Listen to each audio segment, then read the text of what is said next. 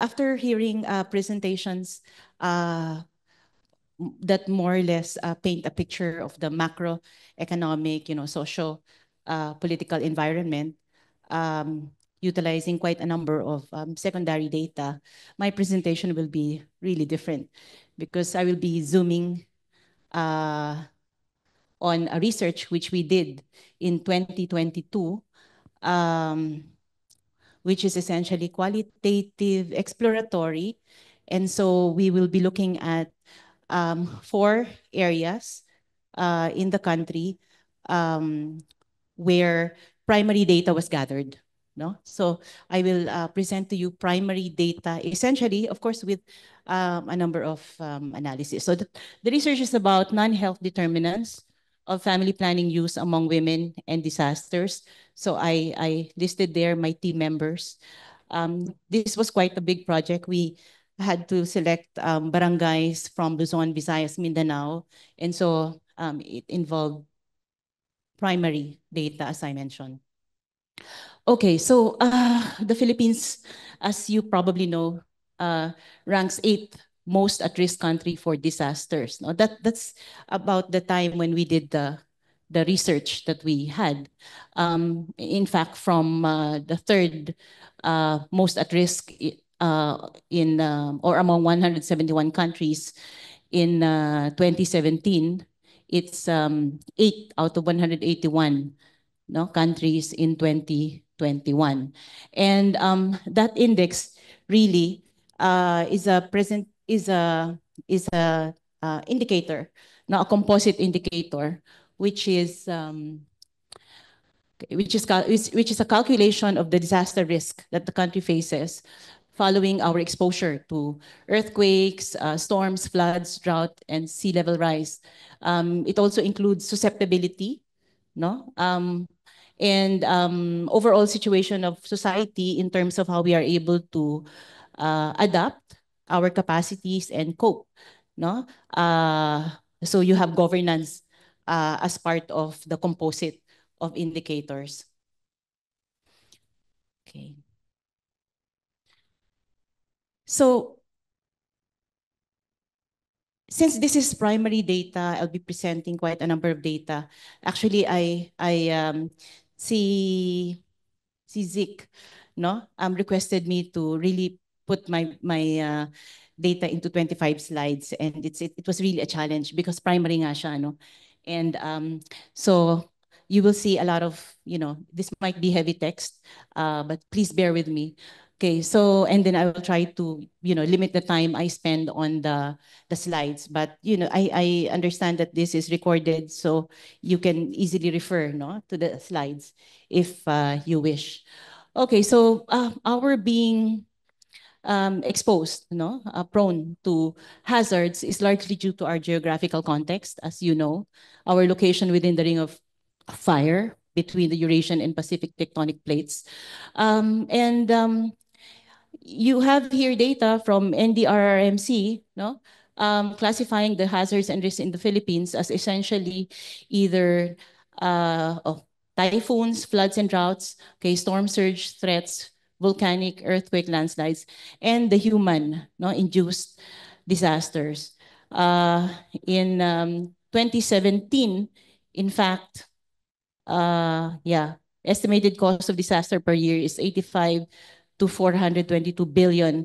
From the period of 2010 to 2019, it's about 463 billion pesos, in terms of damages due to only natural extreme events and disasters.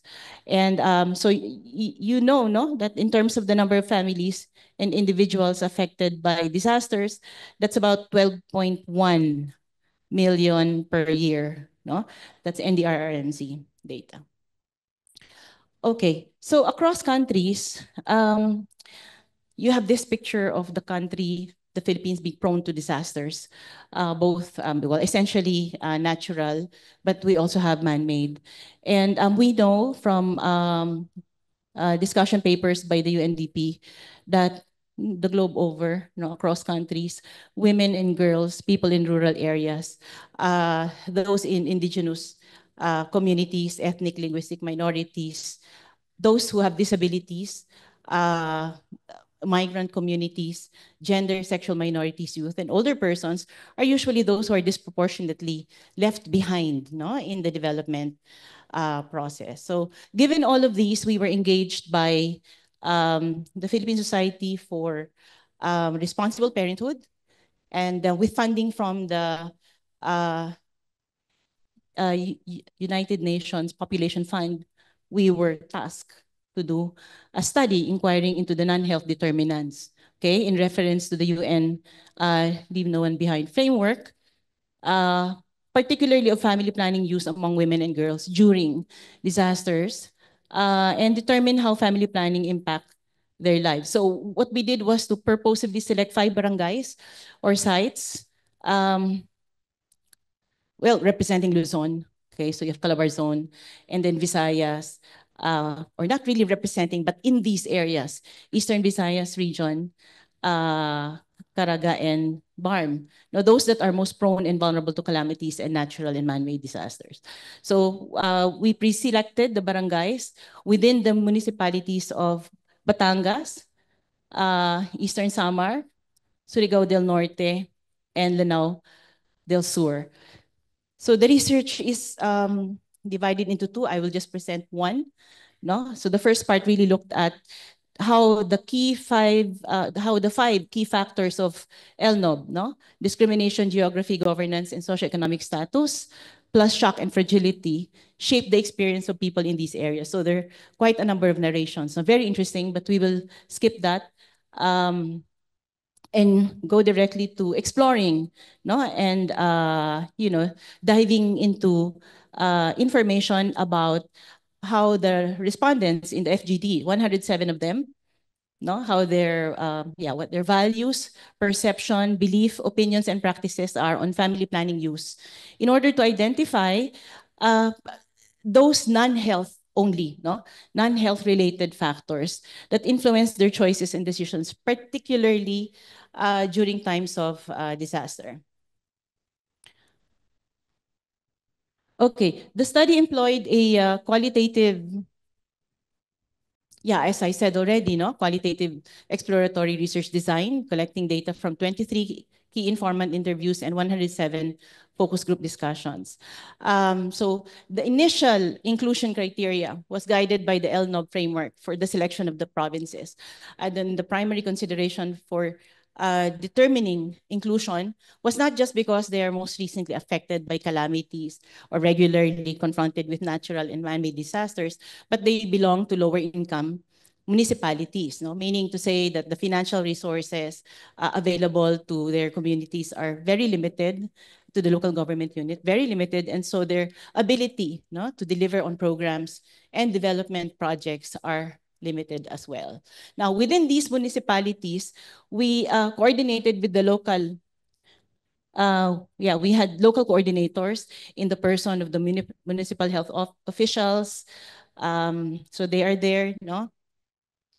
And with their help, also using the LNOB factors, we were able to identify the barangays that they consider as the most left behind. So yung pinakamahirap, yung pinaka-exposed sa disaster. No, but we had the condition that the barangays are accessible to the team, no, via transportation, would not compromise personal safety and security of the research team. Okay, so this is what we came up with. So Agoncillo,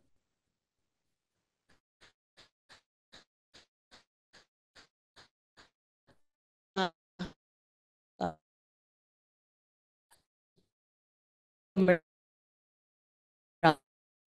uh, incidence is the highest in Marawi.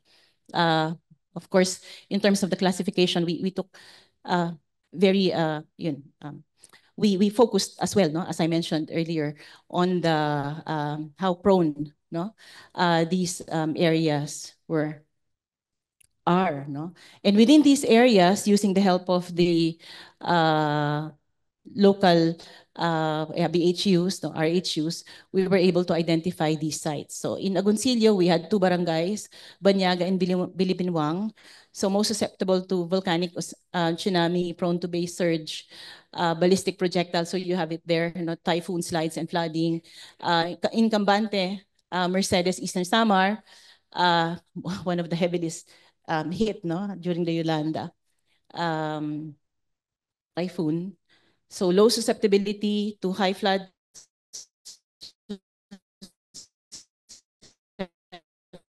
is no, you have Barangay Katangman, which is very susceptible to very high flood, okay, low landslide susceptibility, but there's a tsunami hazard of 5 to 6 meters, no, in the area. And in Marawi, of course, we all know this, no. While they do have trace of potentially active fault, we chose Marawi essentially because of the siege, the man-made disaster. So just to show you some pictures, so we were here, no, in that area. So about 4 to 5 kilometers within the danger zone. Okay, and this is Mercedes. So this is a coastal, no, community. Okay, and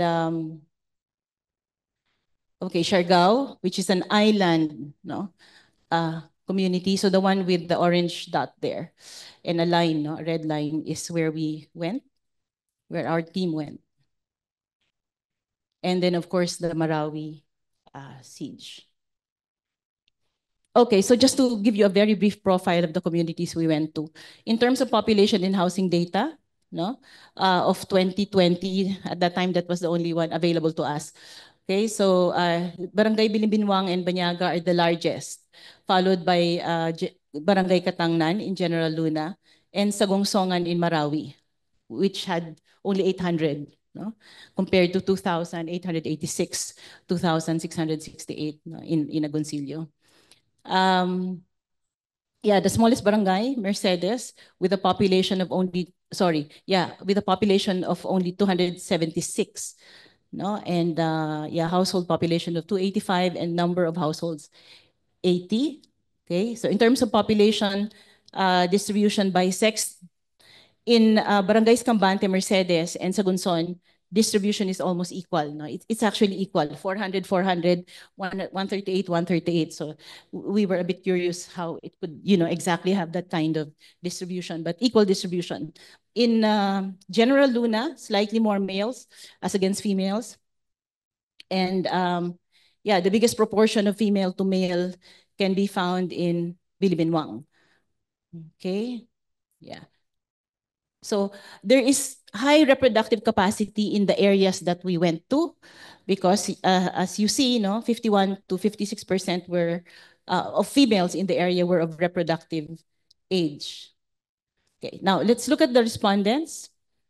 So yeah, 107 FGD respondents, the highest of which is General Luna. We could not do anything about that. No? We did not intend 36, pero dinumog kami eh. Kasi we came right after the disaster. And people thought that we were from DSWD, distributing ayuda.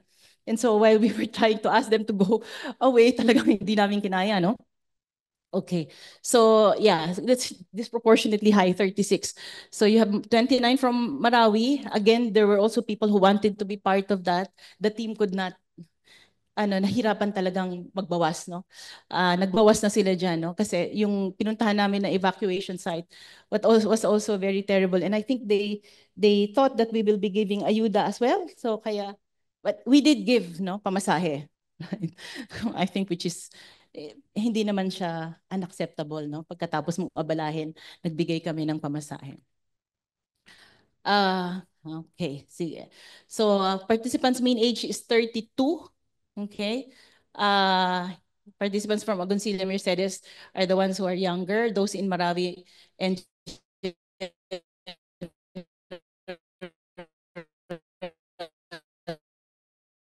30 or teenage. So respondents either have at least a school diploma or have finished a technical vocational course. So that's really the trend, no?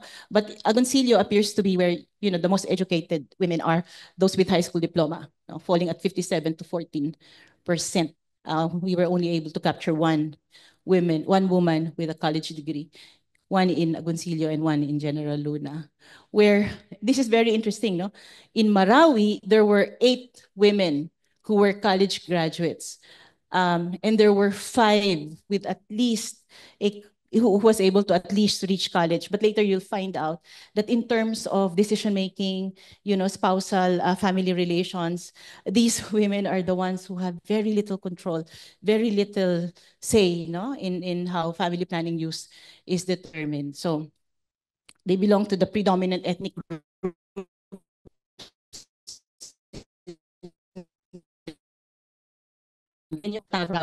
Predominantly Catholic.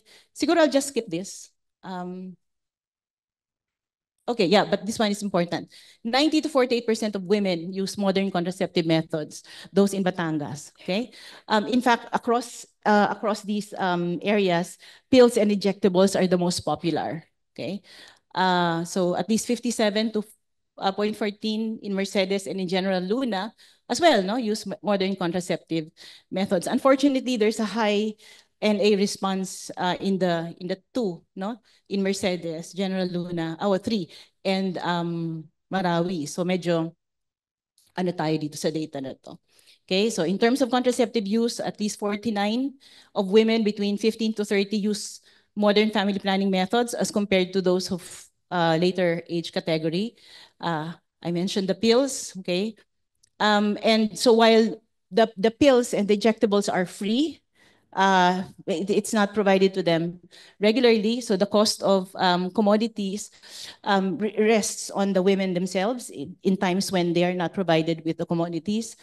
And they have to bear the cost out-of-pocket expense, which is between 50 to 200 pesos per pill. Yeah, per pill. And I'm not sure if that includes also the injectables. The data on FP method by education attainment show that women who have at least reached elementary education use pills. Okay, so parang importante yung at least elementary education. That's true for the 3 barangays, but not for Marawi. Okay, yeah. According to the participants, no one in their communities use vasectomy as method of contraception. All right, so let's go to the non-health determinants of family planning. Isa-isahin natin, no? It appears that in Agoncillo, Batangas, sociocultural factors and contraceptive-related considerations tend to discourage and prevent the use of FP. And these are mainly because, children are important. Children are central to the family. So if FP prevents children, then the tendency is for you not to use family planning. Okay, and there's a sect also in the area where it's not consistent with the religious belief, but they say it's only a very small sect. In terms of contraceptive methods, perception of the pill affects use. Okay, hindi hiyang, sumasakit ang ulo, hindi nireregla. And this one cuts across all of the areas. Fear of the needle. Tatakot sila sa needle. Okay, but very strong are facilitating factors. And so you see here, women said that in terms of sociocultural factors, they are encouraged to use FP because they aspire for maginhawang buhay. They feel pressure, family, relatives, neighbors tell them to use family planning, tell them to use pills. Well, female-centric FP use. The men do not use any family planning method, no? It's the women. So, yun pa rin, babae. But very interesting, and I guess this is borne out by many of the research in history, of course, sociology, that goes down to rural areas. Family planning use is, in terms of spousal relations and decision-making dynamics, is dominated by the female. Okay, so this is a common response across 3. Batangas, Samar, Mercedes, and yung Surigao. In terms of a facilitating factor is also fertility-related reasons, the desire to delay or limit spaced pregnancy. Meron din yung hinahabol yung babae, lalaki, anak, no, hinahabol nila. So kaya mahaba. Okay, but you'll see that again, well, on the other hand, the pill is also considered to have very positive side effects. Gumaganda ang kutis, yung mga payat gustong magpataba, nagpipills, madaling gamitin, parang maintenance. Okay? But very important also is access. So in all of the barangays, but particularly Agoncillo, pills are given for free.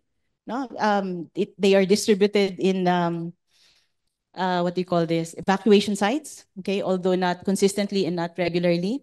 Access to FP information and counseling is there, not very strong. In fact, they have a chat group.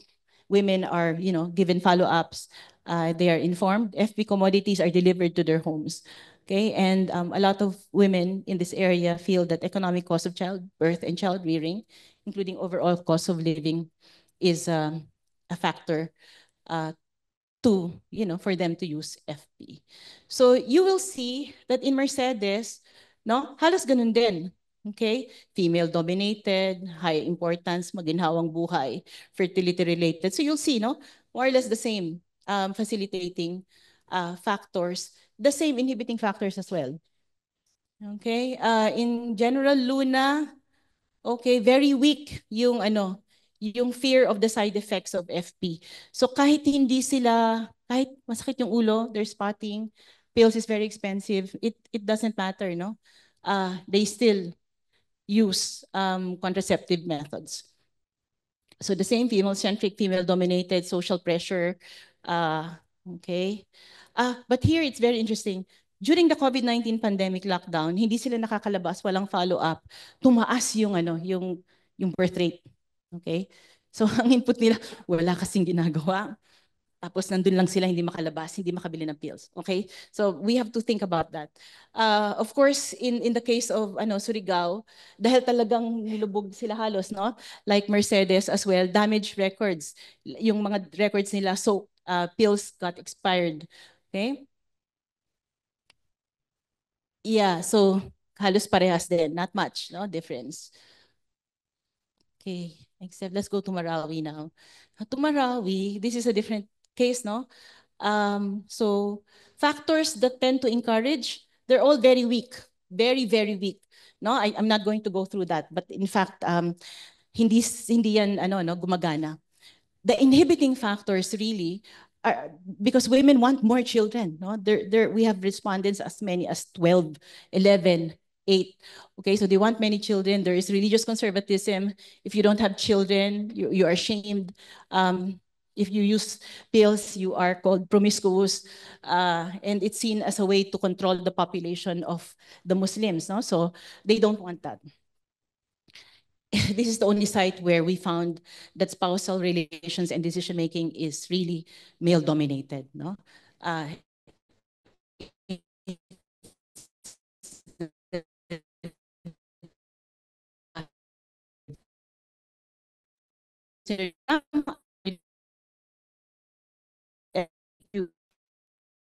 community. All the rest are very weak. Budget is something that we really have to discuss.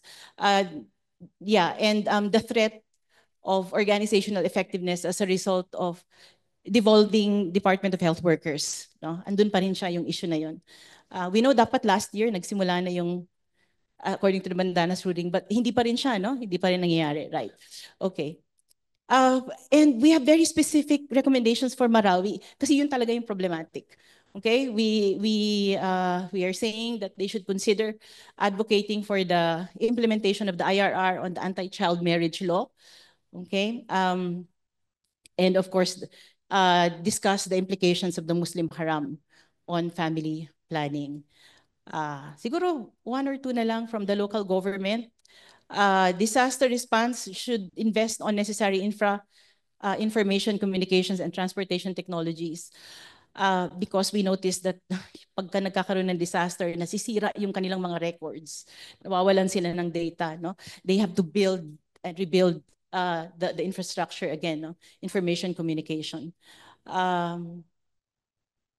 Yeah, and they may want to capitalize on technology-enabled data management systems kasi yung kanilang work very well, yung kanilang chat group, okay, for follow-ups especially.